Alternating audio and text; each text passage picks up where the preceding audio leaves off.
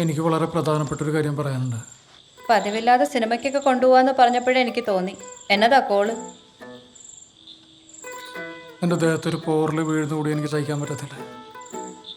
നമ്മൾ ആശുപത്രിയിൽ പോയി കഴിഞ്ഞാൽ അവർ ഉറപ്പായിട്ടും നിന്റെ വയറ്റിൽ കത്തി വെക്കും. അതിന്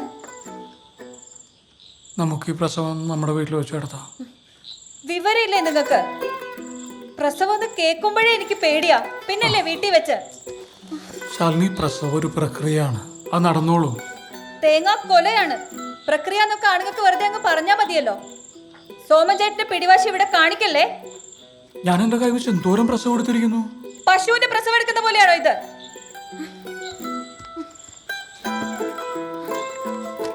ശാലിനി, അതിനുള്ള എല്ലാ സൗകര്യങ്ങളും ഒരുക്കിയിട്ട് മാത്രമേ നമ്മൾ പ്രസവം നടത്തുള്ളൂ. നിനക്കെന്നെ വിശ്വാസമില്ലേ? ഇനിയിപ്പൊ ഞാൻ സമ്മതിച്ചാൽ തന്നെ എന്റെ വീട്ടുകാർ സമ്മതിക്കോ? വെറുതെ നാട്ടുകാരെ കൊണ്ട് ഓരോന്ന് പറയിക്കാനായിട്ട്.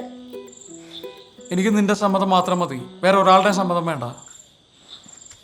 സോമൻചേട്ടൻ പറഞ്ഞ എന്തെങ്കിലും കാര്യത്തിന് ഞാൻ ഇതുവരെ എതിര് പറഞ്ഞിട്ടുണ്ടോ?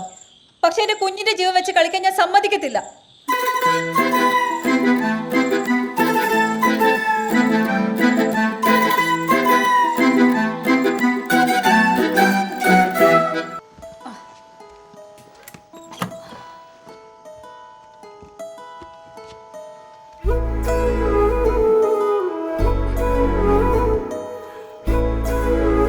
ആണോ?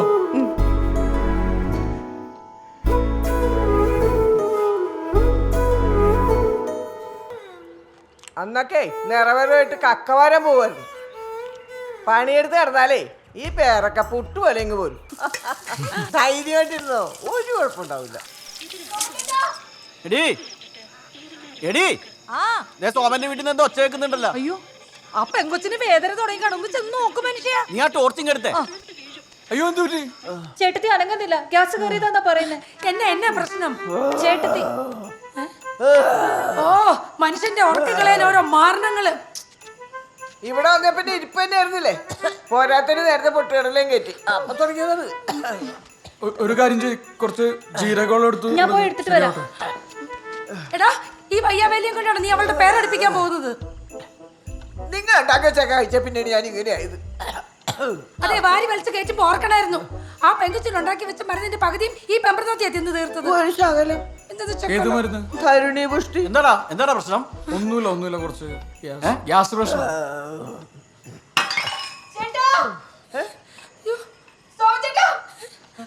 ആ,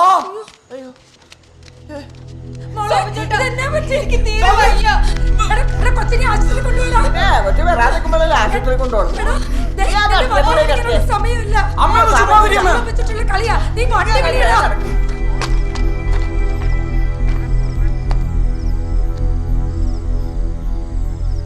ദേവൻ ചേട്ടാ, സജിയാണ്. ഒന്നുമില്ല. പേടിക്കണ്ടതേ, പേടിക്കണ്ട. ഒന്നുമില്ല. പിടിക്കണ്ടേ. ഒരു കുഴപ്പമില്ല. ചൂടുവെള്ളം എടുത്തോണ്ട് പേടിക്കണ്ട.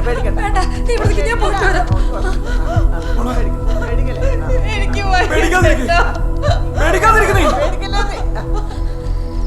നീ വേഗം പോയി കൊച്ചുമോളെ വിളിച്ചോണ്ട് വാ. ആ കൊച്ചിന്റെ അടുത്ത് തള്ള മാത്രമേ ഉള്ളൂ. വേഗം വാ, താമസിക്കില്ലേ, ഓടി വാ.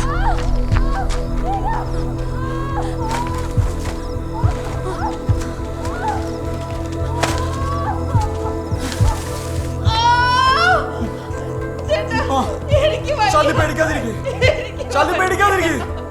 ഞങ്ങളെല്ലാരും ഉണ്ട്. ഞാനുണ്ട്, ചേർത്തിയുണ്ട്, എല്ലാരും ഉണ്ട്. ചേർത്തി, പെണ്ണിപ്പോ വെറും ആ തുണിയൊക്കെ എടുത്തുണ്ടാ. ശാലി, ധൈര്യമായിട്ടിരിക്കെ. തുണി എടുത്തോണ്ട് വരാ. ശാലി പോരാ.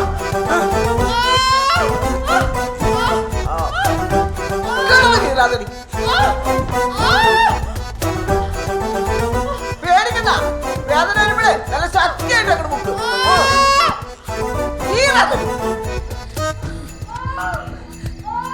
എന്റെ കവിലമ്മേ, എന്റെ കുഞ്ഞുങ്ങളെ ജീവനോട് തന്ന ഞാനൊരു പുഴുക്കാപ്പ് ചേർത്തേക്കാമേ.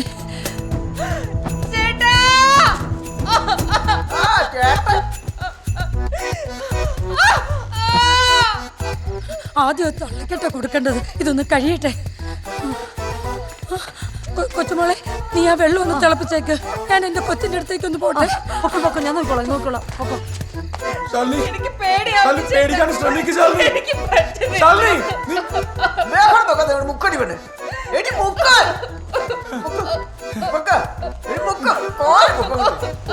നേരത്തെ ശാലിനി, ശാലിനി ശ്രമിക്ക് ശാലിനി.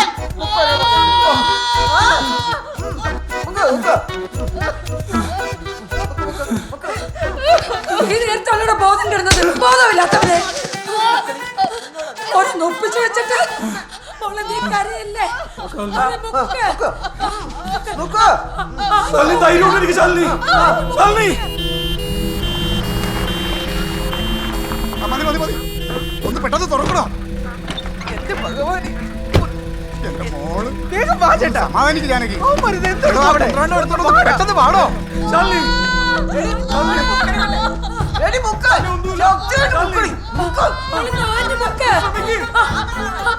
ആ കൃതാവ് തട്ടിക്ക് എന്റെ കൊച്ചിനെ കൊടുക്കരുത്. ഞാൻ 1000 തവണ പറഞ്ഞതാ. അവന് ഇത്രയും ഭ്രാന്ത് ഉണ്ടാവും ഞാൻ കരുതിയില്ല. എന്റെ ജാനകി ആടി ഓടി പാടോ.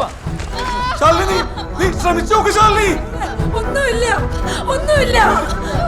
ശാലിനി, ശാലിനി പേടിക്കണ്ട ശാലിനി. ആഞ്ഞു മുക്കടി. എടി ആഞ്ഞു മുക്ക്. മുക്ക്. ശാലിനി, ഒരു കുഴപ്പമില്ല. ശാലിനി,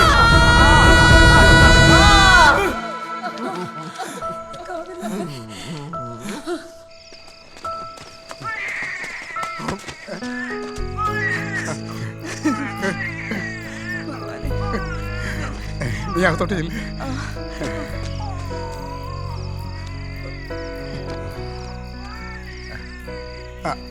ഇനിയിപ്പോ നിങ്ങൾ പൊക്ക. നാളെ കാണാം. ശരി എന്നാ.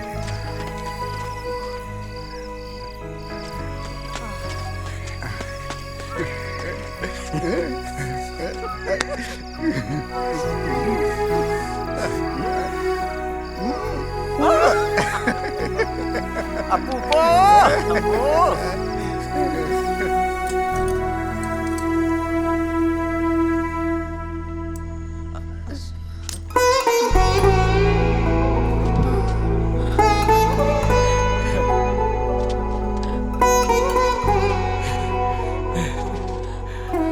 ഊരാടൻ നക്ഷത്രക്കാരി.